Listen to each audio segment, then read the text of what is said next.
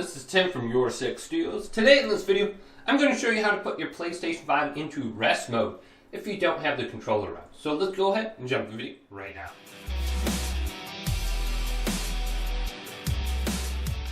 So I can see my PlayStation 5 is turned on, indicated by the white light here.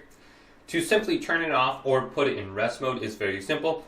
There is a power button right here at the bottom of the console. All I have to do is press this once and the PlayStation 5 will be put into rest mode. So this white light will begin to blink and then it will turn orange. Now, if you don't want to put it into rest mode, you want to completely turn it off, what you can do is go to this power button right here and completely hold it down. So I'll turn on my PlayStation 5 once again, and then I'm going to hold it down.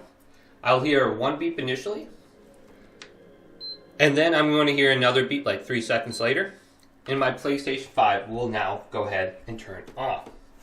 And the light on the light bar here will be completely turned off, and it will not be orange or anything like that. It won't even be lit.